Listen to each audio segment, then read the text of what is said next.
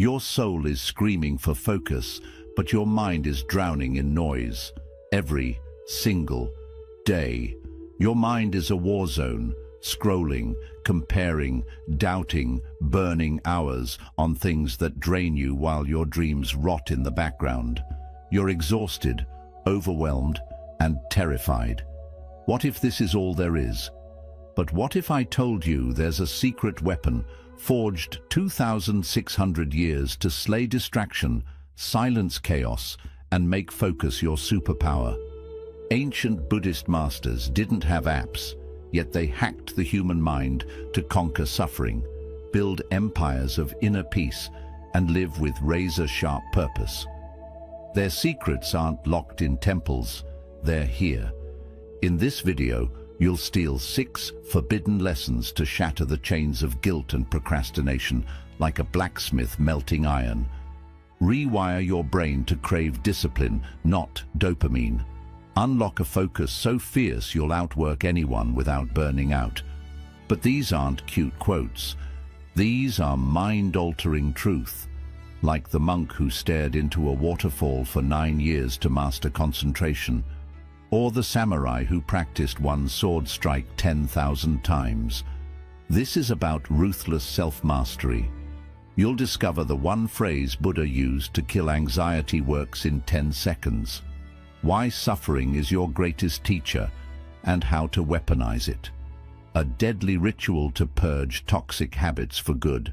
This isn't self-help, this is self-revolution. If you're ready to stop being a prisoner of your mind and become its master, don't blink. Your future self is watching.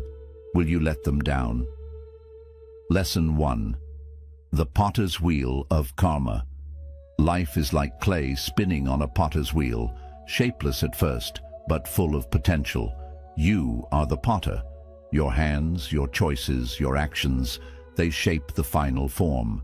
But too often, people blame the spinning wheel of fate, luck, or circumstances beyond their control. They wait for life to mold itself, unaware that the real power has always been in their hands. In Buddhism, karma is not a mystical force of luck. It is intentional action, the energy you put into the world, and the way it ripples back to you. Every thought, every choice, every response is a brushstroke on the canvas of your destiny. Blaming others for your struggles is like letting someone else sculpt your clay. It strips you of your power, but responsibility is not a burden, it is freedom. The moment you take full ownership of your life, you reclaim the ability to shape it. Buddha once said, "You are the heir to your actions. Whatever you sow, you reap." Let that sink in.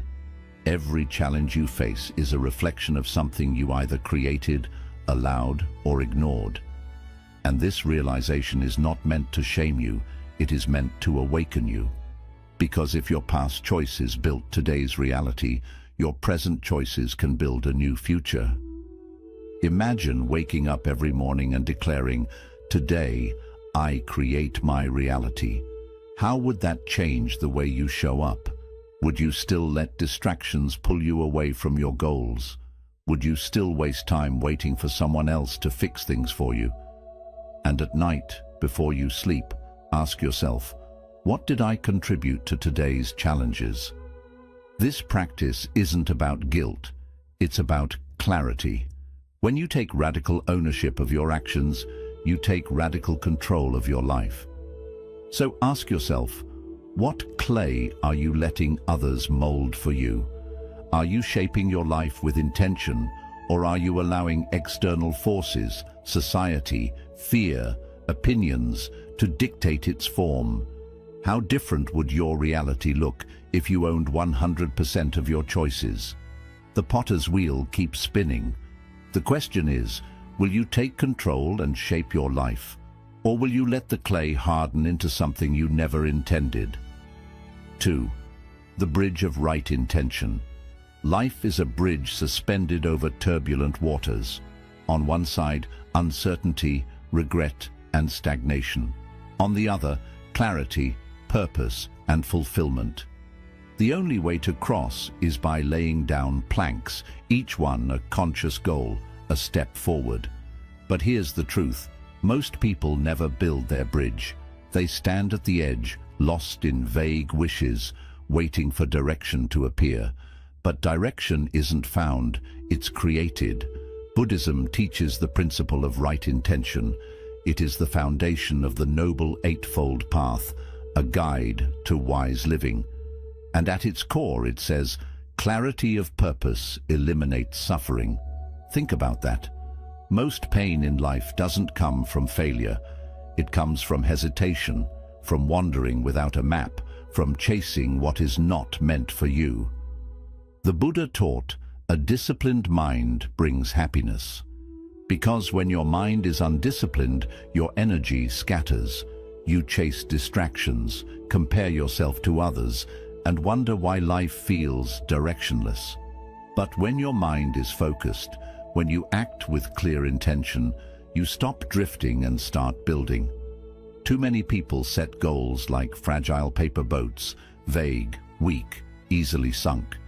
They say, I want to be successful, but they never define what success means to them.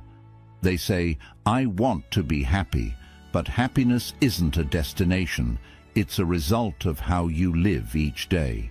This is why Buddhist wisdom urges specificity.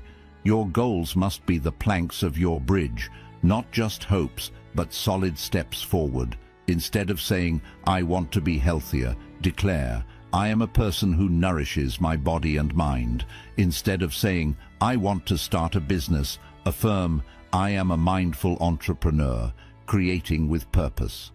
When you write your goals as I am statements, you imprint them onto your subconscious.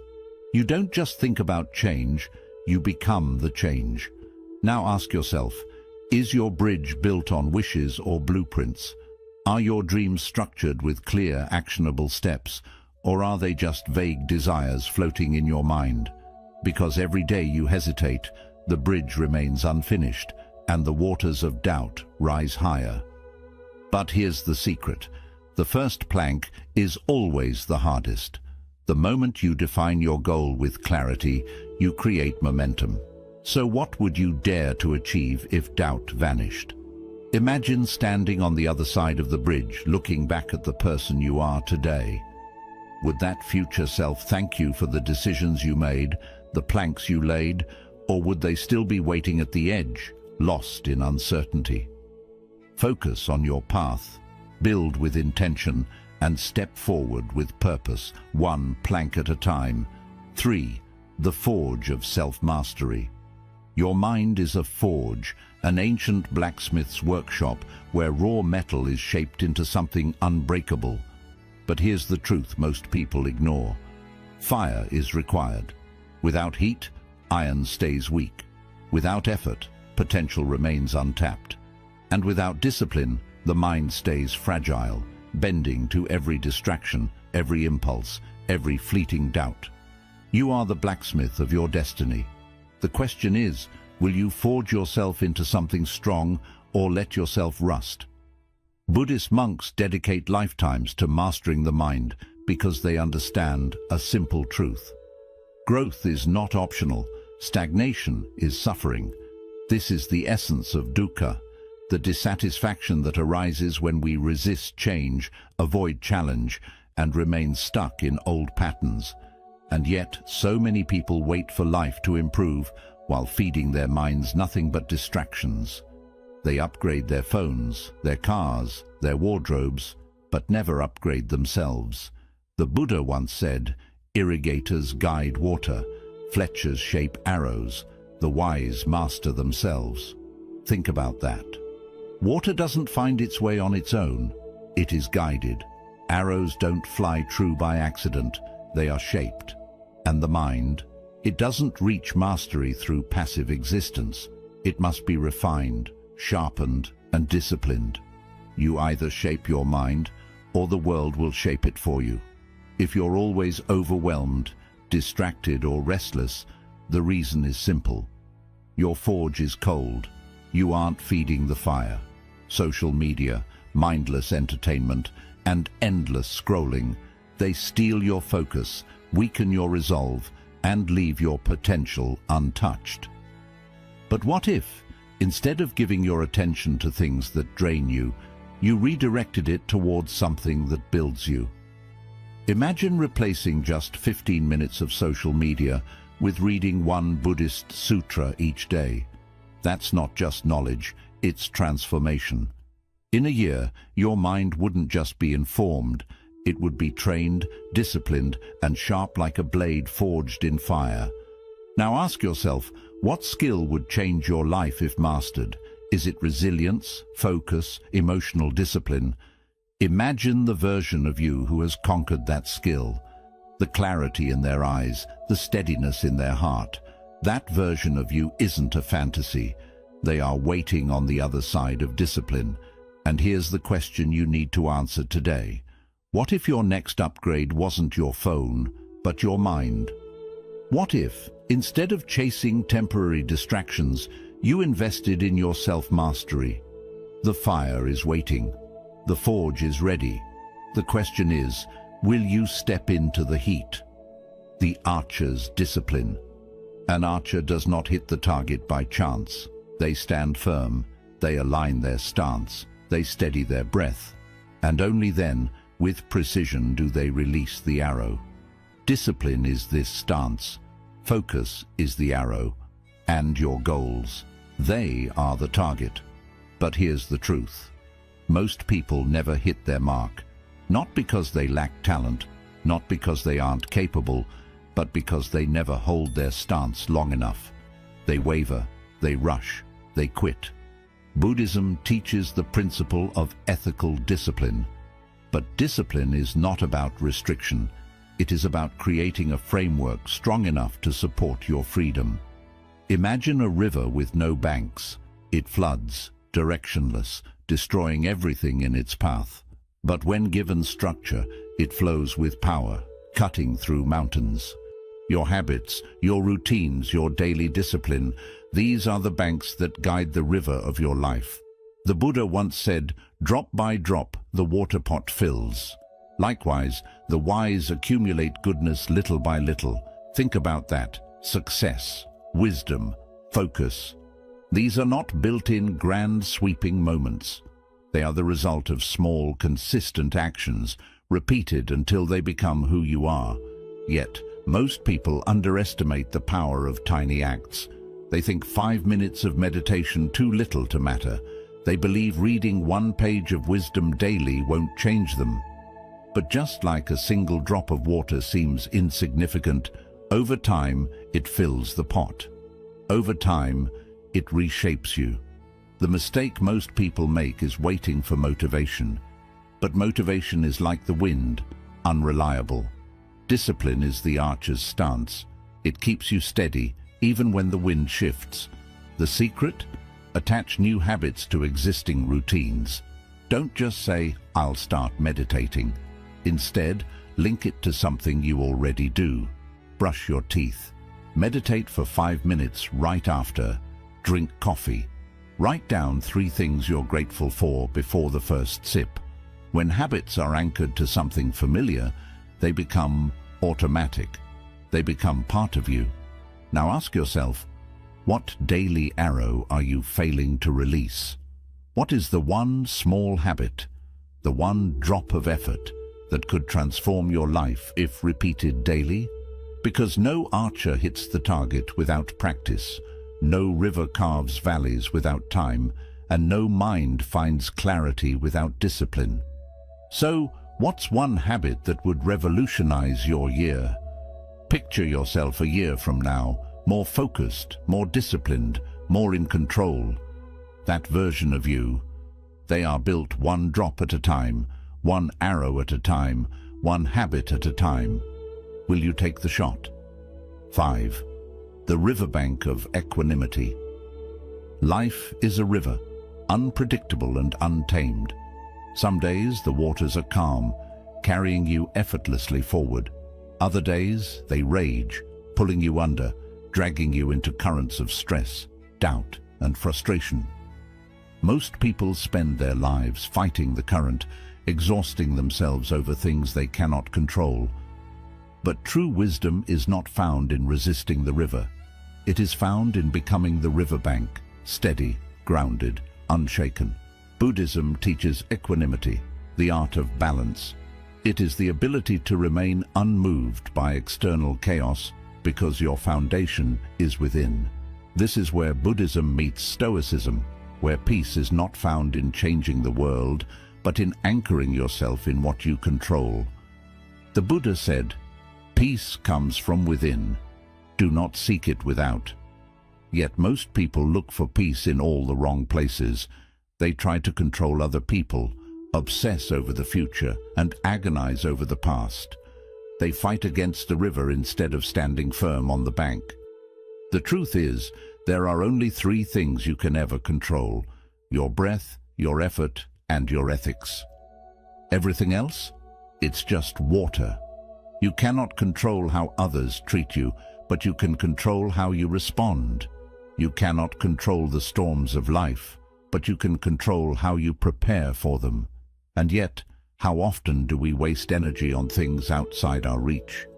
The opinions of strangers, the expectations of society, the mistakes of the past. But what if, instead of trying to control the uncontrollable, you mastered what was already within your grasp? Here's a simple practice. When stress rises, ask yourself, is this mine to solve? If the answer is yes, take action. If the answer is no, visualize placing it in the river and letting it drift away. Imagine watching your worries float downstream, dissolving into the flow. Because the more energy you waste on what you cannot change, the less power you have to shape what you can. So ask yourself, what river are you trying to swim against? Is it the need for validation, the fear of uncertainty, the desire to control outcomes that were never yours to dictate? Now, imagine how much energy you would reclaim if you simply let go, if you stopped fighting and instead stood firm. Because true focus is not just about where you direct your attention, it's about what you choose to release. The river will always move, the world will always change, but your power is not in stopping the current. It is in standing strong, grounded in what is truly yours. Will you keep struggling against the flow, or will you become the riverbank, steady, unshaken, and free? 6. The phoenix of right view fire destroys, but it also creates. The forests that burn are the same ones that grow back stronger. The metals that melt in the forge are the same ones that... But Buddhism teaches right view. It is the ability to see clearly, to reframe suffering, to recognize that pain is inevitable, but suffering is optional. The Buddha's wisdom reminds us that what breaks you is often what builds you. Think about your own life. The setbacks that felt like endings, the rejection, the failure, the moments of despair. What if they weren't punishments, but preparations? What if, instead of being buried, you were being planted? Every great transformation is preceded by a trial. The fire isn't there to destroy you, it's there to refine you. When life knocks you down, don't ask, "Why is this happening to me?" Ask, "How is this happening for me?" This shift in perspective changes everything. The failed business, it forced you to innovate. The broken relationship, it taught you self-worth. The missed opportunity, it redirected you towards something greater. Every setback carries the seed of rebirth, if you choose to see it that way. Here's a simple practice. After every failure, write down one sentence. This happened for me because... fill in the blank. Maybe it's teaching you resilience. Maybe it's revealing a truth you ignored. Maybe it's clearing the path for something better. At first, your mind will resist because pain demands blame. But when you shift from victim to student, every loss becomes a lesson, every fire becomes fuel. So ask yourself, what fire are you avoiding that could rebirth you? What challenge, what risk, what difficult truth are you running from, when in reality it is the very thing that could transform you? because no phoenix rises without first facing the flames. No person grows without first facing struggle. The fire is inevitable. The question is, will you let it consume you, or will you let it refine you? Your greatest failures are not roadblocks, they are divine redirections. What if your worst moment was not the end, but the beginning? What if years from now you look back and realize this fire was the moment you were reborn? Will you fear the flames, or will you rise? Bonus lesson: the lighthouse of prioritization. A lighthouse does not chase after ships, it does not flicker with uncertainty, nor does it drift with the tides. It stands strong, unwavering, casting its light so that others may find their way. But most people are not like lighthouses. They get lost in the storm, pulled in by distractions, swayed by obligations, saying yes to everything, and then wondering why they feel lost. Focus is not just about what you choose to do, it's also about what you choose to ignore. Zen teaches Ichigo Zamai, the practice of total immersion in a single task. It is the discipline of doing one thing with full attention, not half-heartedly, not while multitasking, but with your entire presence. Yet, in today's world, people treat busyness as a badge of honor. They jump from one task to another, checking notifications, replying to messages, chasing the urgent while ignoring what truly matters. In doing so, they scatter their focus, weaken their will, and dilute their purpose. The Zen masters had a simple mantra: when walking, just walk. When eating, simply eat. It sounds obvious, but ask yourself, when was the last time you truly focused on doing only one thing? Every time you say yes to a distraction, you say no to mastery. Every moment spent on trivial things is a moment taken from your true purpose. The greatest minds in history didn't achieve success by doing more. They succeeded by doing less, but with greater focus and excellence. Bruce Lee once said, "I do not fear the man who has practiced 10,000 kicks once, but the one who has practiced a single kick 10,000 times." This is the essence of deep focus. Stop spreading your energy across meaningless pursuits and instead channel it into something that truly matters. Here's a simple technique. Use a distraction jar. Every time something pulls your attention away, a random thought, a notification, or the sudden urge to check emails, write it down and drop it in the jar. At the end of the day, go through the list. You'll realize that most distractions are just illusions, small ripples on the water that seemed urgent at the moment, but meant nothing in the long run. This one habit alone can sharpen your focus and help you reclaim hours of your life.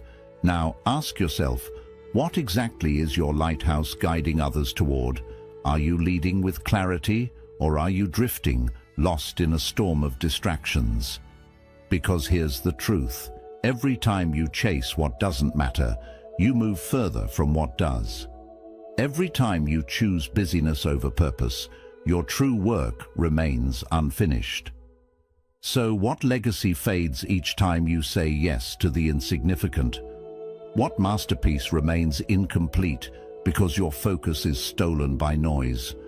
The world is full of distractions, but you are the lighthouse. Stand firm, shine your light, and guide your own life to shore. Now here's a quick summary of the 6 lessons. The potter's wheel of karma. Your choices shape your life. Stop blaming others. Own your actions like clay on a wheel. Shape your life with intention. The bridge of right intention. Vague goals lead nowhere. Write them as I am statements to align with your purpose. The forge of self-mastery. Strengthen your mind every day. Replace distractions with wisdom, for iron sharpens iron. The archer's discipline. Small habits, like a 5-minute meditation, build into unshakable focus. Consistency creates intensity. The riverbank of equanimity. Let chaos flow like water. Control only your effort, your ethics, and your energy. the phoenix of right view, turn setbacks into wisdom. Suffering is not punishment, it is your teacher. You are not here just to survive the storm. You are here to dance in the rain, to find stillness in chaos, strength in surrender, and freedom through discipline. The Buddha taught that all that we are is the result of what we have thought. Every mindless scroll, every doubt, every "I'll start tomorrow" shapes your destiny. But today, you hold the pen. The Zen masters say, when you reach the top of the mountain, keep climbing. Focus isn't a destination, it's the art of falling in love with the climb. The world will try to drown you in noise, but your breath is your anchor. Your goals are your compass. Your mind, a garden only you can tend. So ask yourself, will you let life happen to you, or will you take charge and shape your own path? The way is not in the sky, the way is in the heart. Buddha. A student once asked, "How do I find peace?" The master replied, "Stop losing yourself in what the world wants and start discovering what your soul truly needs."